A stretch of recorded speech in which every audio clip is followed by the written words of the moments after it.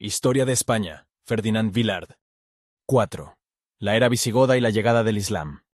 La península ibérica, conocida como Hispania durante el dominio romano, sufrió una transformación radical a partir del siglo V, cuando el Imperio Romano de Occidente se desmoronó bajo el peso de las invasiones bárbaras y las crisis internas.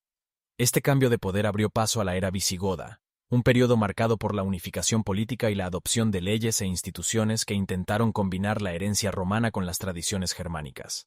Sin embargo, esta etapa terminaría de forma abrupta en el siglo VIII con la irrupción del Islam, que daría lugar a uno de los periodos más fascinantes y determinantes de la historia peninsular, Al-Ándalus. La caída de Roma y el surgimiento del reino visigodo.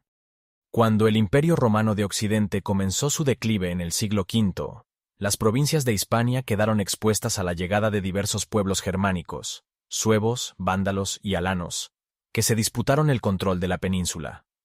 En medio de este contexto de inestabilidad, emergieron los visigodos, inicialmente federados al Imperio Romano y establecidos en la Galia, que tras ser derrotados en el 507 por los francos en la batalla de Bouillé, se vieron obligados a retirarse hacia Hispania. Con el tiempo, los visigodos consolidaron su poder y establecieron la capital del reino en Toledo, que se convirtió en el núcleo político y administrativo de un territorio que buscaba unificarse tras los vestigios de la romanización. A pesar de ser un pueblo de origen germánico, adoptaron buena parte de las instituciones y la cultura romanas, en gran medida gracias al peso de la población hispanorromana que habitaba la península.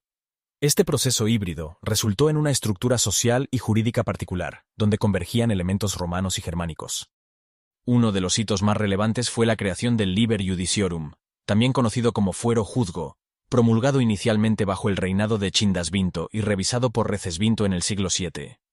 Este cuerpo legal fusionaba tradiciones jurídicas visigodas con el antiguo derecho romano, y su promulgación pretendía regular la vida tanto de los visigodos como de la población hispano-romana.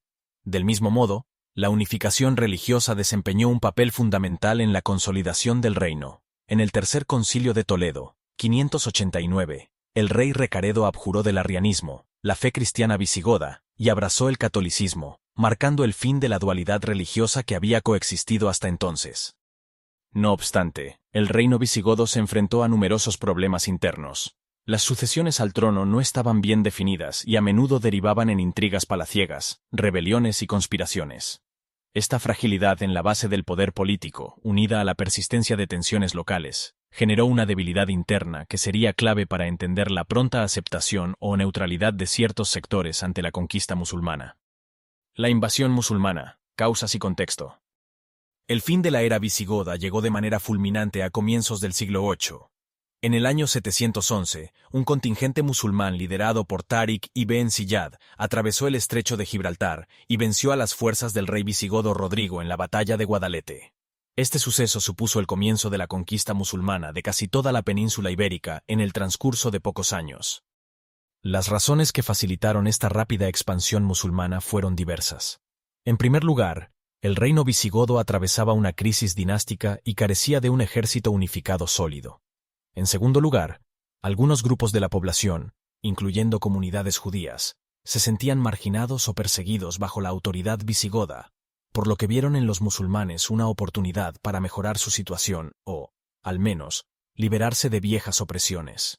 A estos factores internos se sumó la fuerza expansiva del Islam, que, tras consolidarse en el norte de África, se disponía a extender su control por el Mediterráneo occidental.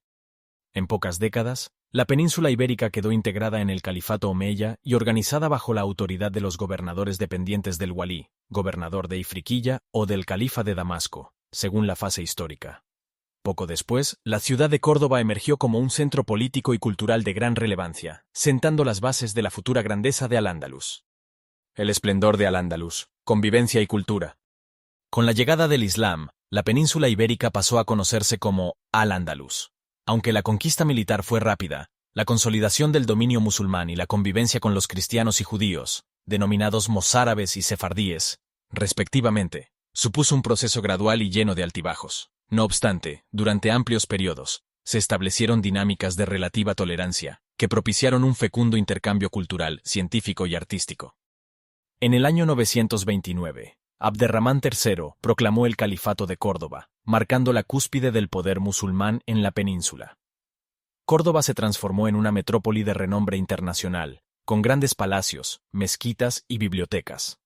La ciudad albergaba universidades y centros de traducción, en los que se recuperaban y estudiaban los textos clásicos de la antigüedad griega y romana, al tiempo que se producían avances en campos tan variados como la astronomía, la medicina, la filosofía o las matemáticas. Figuras como Averroes, Ibn Rushd o Maimónides, Moisés ben Maimón, se convirtieron en referentes universales de la erudición medieval. La arquitectura andalusí es uno de los grandes legados de esta época.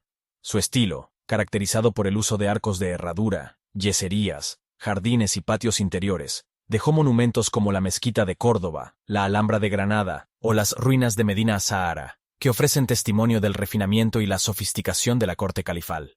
Además, la cultura material de Al-Ándalus se vio reflejada en la cerámica, la orfebrería, la fabricación de tejidos de seda y los instrumentos musicales. Un legado complejo y duradero. La implantación del Islam supuso una transformación profunda de la península ibérica. Introdujo nuevas estructuras administrativas, nuevas técnicas de regadío, que revitalizaron la agricultura, y la adopción de una lengua, el árabe, que dejó multitud de topónimos y términos en el español actual, alcázar, acequia, aldea, etc.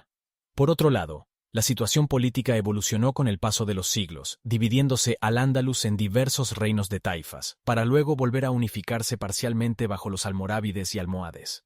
Este mosaico de poderes y rivalidades internas brindó, al mismo tiempo, oportunidades a los reinos cristianos del norte para avanzar en la reconquista, proceso que se prolongaría hasta la toma de Granada en 1492. Pese a la posterior expulsión de judíos, 1492, y de moriscos, 1609, por parte de la monarquía hispánica, las influencias culturales y científicas de Al-Ándalus no desaparecieron sin dejar rastro. Muchas tradiciones gastronómicas, como el uso de especias o el gusto por la repostería con frutos secos, estilos artísticos y vocabulario de raíz árabe, son fiel reflejo de la huella musulmana. Asimismo, la experiencia de coexistencia entre tres grandes religiones del libro, cristianismo, islam y judaísmo, ha sido objeto de estudio y admiración, por su carácter único en la Europa medieval. Conclusión: el inicio de un capítulo extraordinario. La era visigoda y la llegada del Islam representan un periodo de cambios vertiginosos en la península ibérica. Primero, la caída de Roma dio paso a un reino visigodo que trató de consolidar la herencia hispanorromana bajo leyes y religión compartidas, enfrentándose a divisiones internas y presiones externas. Posteriormente, la conquista musulmana fue tan rápida como profunda, engendrando un nuevo contexto social y cultural, marcado por la diversidad y la efervescencia intelectual. Esta etapa no solo constituyó una transición histórica, sino que sembró las bases de muchos de los rasgos que siguen definiendo a la cultura española y al legado de la península en general.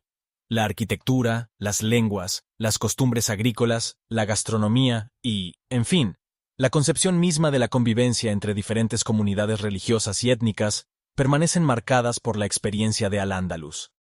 En los siglos sucesivos, la península ibérica se convertiría en escenario de la reconquista y del surgimiento de reinos cristianos con aspiraciones hegemónicas.